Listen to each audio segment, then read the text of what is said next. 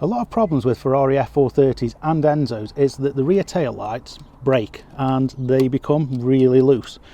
It normally happens on the inner ones, not so much on the outer ones. On mine, both sides are broken, so that's what we're going to fix. Unlike having a wobbly tooth though, I think if one of these falls out, nobody leaves you anything under your pillow.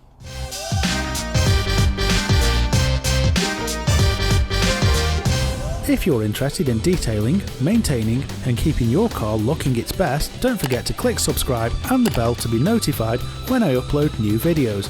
And if you found this video useful, please give it a thumbs up. The first thing I need to do is remove the F430's rear lights. This is also the same procedure in case you need to change a bulb in the rear lights. On the left side you can remove the fuel door emergency release to make things easier. With a small screwdriver, lift the metal staple out of the handle. This will then let you remove the handle from the cable.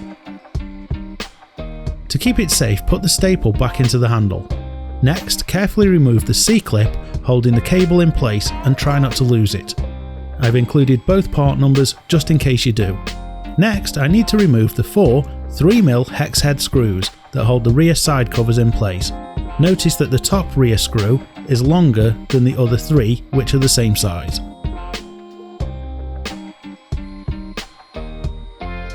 Now you've removed the screws, you need to remove the panel. Now this is a bit tricky and it may help if you remove the air filter lids, which will give you a little bit more room to remove them. With the panel removed, undo the 3 10mm nuts that hold the light to the car. If you can see which peg is broken on the light, leave it attached to the car so that you don't drop it into the engine bay. The lights will probably have Ferrari shims, aka washers on them, to make them line up properly. Make a note of where they are as they can differ from car to car. Next, remove the light from the car by unplugging the multi-plug. If you struggle, carefully use a screwdriver to lift the clip and remove the connector.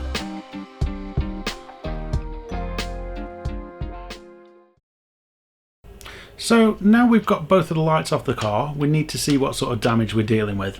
This is the left-hand light, and what we can see is you've got a little bit there that holds the bulb holder in, and that's snapped.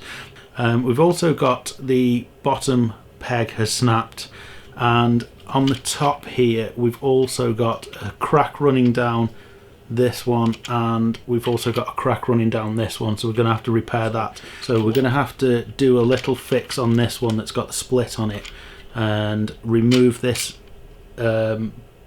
captive peg out, get some more adhesive, some more epoxy and put it into there and fix that just so that it doesn't break in the future.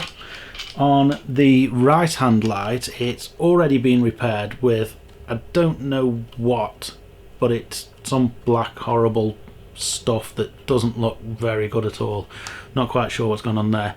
Luckily on this light though, we seem to have got away with the top mounting point not being broken, so that's a saving grace. So what I'm going to do is, on this one we're going to have to get rid of all of this nasty black stuff that's on there, clean them up. On this one we're going to get that one all stuck back on, get this one put back on, and then we're going to attend to these top mounting points and see if we can strengthen them up a bit.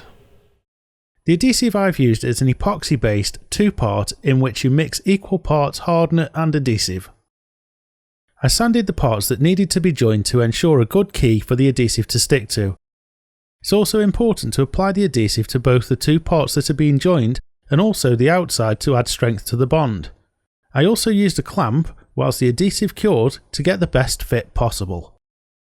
For the section that had snapped with the captive fitting, I used lots of epoxy to hold the plastic back together, then applied more epoxy around the outside to add strength.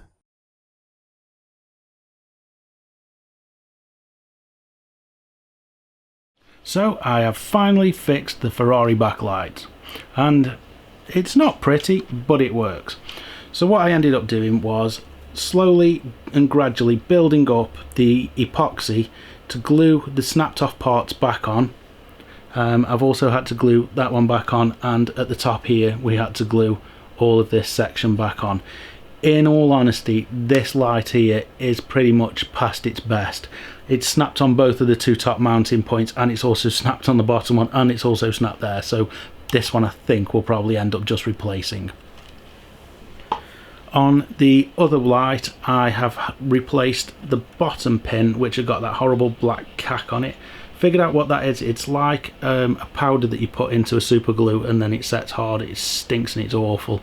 Got as much off as I can, can't get it all off. It's like rock hard, but it didn't actually glue the light together, so it didn't really work. Whoever had done that in the past, that doesn't work. Stick with the epoxy. So what I've done is floated some more epoxy in to just strengthen the join up as much as I can. On this part here, which you can see is now black, it's where the light bulb unit clamps on. That snapped completely off, shattered into a million pieces. So I 3D printed a replacement, had to grind all this nice and smooth, measure it up, make a 3D printed replacement part. We then popped the captive nut back in, araldited that in with the epoxy, glued all of this one. Luckily on this one the top ones weren't broken, so this one will probably live for another day, but the other one, like I said, I think this one's beyond its best. I'll probably buy a new one of these in summer. It would be nice to try and get one that's the same year as the car, because they are the original ones. Now another question is going to come up: why don't you just buy new lights? You've got a Ferrari, you can go and buy new lights. Well, that's not really the solution, because the problem with these lights is it's a common fault. It happens on the F430 and it happens on the Enzo, because they both use the same light. You can go and buy a replacement set of these lights, you can put them in your car, and they will probably last you between 6 and 12 months before they'll crack again. And the reason they crack is because they are bolted in on these little pegs, and it's not strong enough to support the weight of the light, which is quite heavy, and it also, with the vibration of the engine, it shakes them loose. And the reason that this one's broken in two places, we've caught this one in time, is because when the bottom peg snaps, it's only held on by the top two. So then, as you can imagine, you've got all of the weight of this whole light sort of on these two pegs, and that just shakes it loose and it just snaps them. Sometimes it will just snap clean off here. I've seen that before, and you'll just get a big snap across there. You can rebuild it back up, you could build it back up with some material in there, but it's just one of those common problems, and it will happen no matter what you do. If you replace these lights with a brand new set from Ferrari at God knows how much money, you will still have exactly the same problem. So that's the fix for it, and it's gone pretty well, to be fair. Quite happy with it. It doesn't look overly neat, but it doesn't look that bad. The great thing with epoxy is when you put it in, it's got like a watery sort of consistency. So when you put it in, it looks a bit gloopy, but it soon smooths itself out and levels off. So that's why it's the best thing for it. Plus it's an epoxy resin type glue, so it's gonna be pretty strong as you can get. You just got to make sure that you don't make the mistake of just putting it on the outside, and you do want to sandwich it between the parts that you're sticking back together. Now the thing is, we need to find a solution to not stop this from happening, because I don't think we're ever going to stop it from happening, but make it a little bit better in the future. So the solution I've come up with is these tiny little rubber washers, and what the plan is when I refit these back in the car, I've got enough to do all 4 rear lights. I'm going to put a little rubber washer there, and then there'll be the body of the car, then we'll put another little rubber washer there, maybe sandwich that. I've got some stainless steel washers as well, so we're going to sandwich that together, put washer on, and the nuts.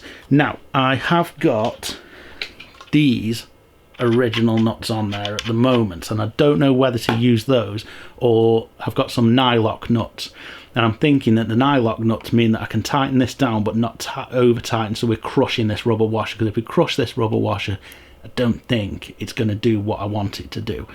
All I've got to make sure is it doesn't bring the light too far out on the bodywork where it should be. So we want it nice and neat, but also we want to try and stop as much of this vibration happening. In an ideal world, you'd like to get something like a little foam washer, but these rubber washers are going to have to do, because they're pretty much the only thing that I could get hold of. Hopefully that will fix the problem. So, and finally, I think these backlights have been out of the car for, I don't know, I think it's nearly 2 weeks now. I've been fixing them. It's just been a case of building it up, letting it set, build it up, smooth, slow layers, and just letting it build up and letting it set, really, just so to make sure that it's got the best chance, especially with it being so cold at the moment. I mean, we're struggling to get above sort of 6 degrees C, so it's really cold, and don't like leaving these where they're not going to set properly. I'd rather give them a bit of a fighting chance. But yes, I do think this one might have to be replaced because I think it's beyond its best. But this one, we've made a good job out of what was broken. Even got a chance to use a 3D printer to fix the parts.